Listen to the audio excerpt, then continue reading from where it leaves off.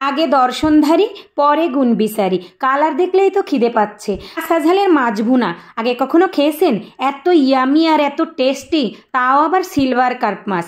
অনেকেই আসে নাক সিটকাবে, কি না আমার মাছ রাঁধতেছে সিলভার কার্প মাছ, তাতে বলে আবার কালার দেখলে খিদে লেগে যাচ্ছে। আরে বউ, পয় পরিষ্কার করে নি, তারপরে কি প্রসেসে রান্না করতেছি তুমি একবার দেখো। অনেকেই আসে পছন্দ করে না, কিন্তু আমি কিন্তু খাই, অনেক মজা লাগে আমার কাছে সিলভার কার্প মাছ।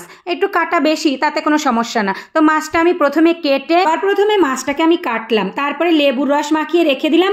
এরপর ভালো করে ধুয়ে লবণ হলুদ মাখিয়ে এটাকে ভাজবো। অনেকেই আসে না ভাজি করে রান্না করে, আমি কিন্তু গ্রামে অনেকবার খেয়েছি না ভাজি করে মাছ রান্না, কিন্তু এখন আর খেতে পারি না, আস্তে আস্তে গন্ধ আসে।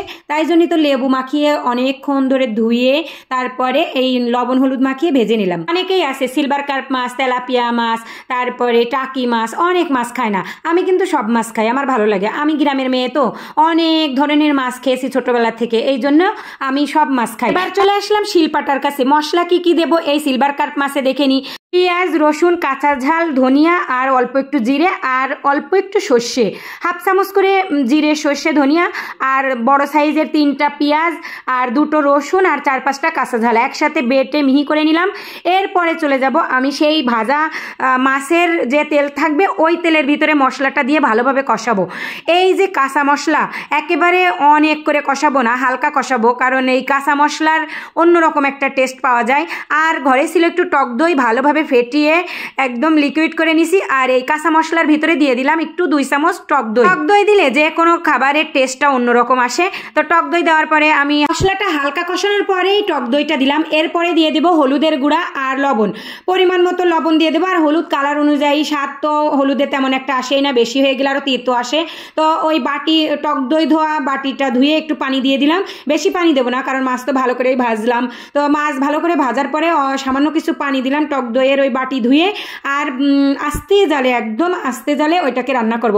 যখন তেল উঠা উঠা ভাব হয়ে যাবে তখন কালারটা দেখেন তো বোঝাই যাচ্ছে না যে এটা কাঁচামরিচের রান্না। আস্তে জালে রান্না করলে টক দইয়ের যে একটা টেস্ট, একটা ফ্লেভার আছে অন্যরকম, সেটা মাছের ভিতরে ঢুকবে।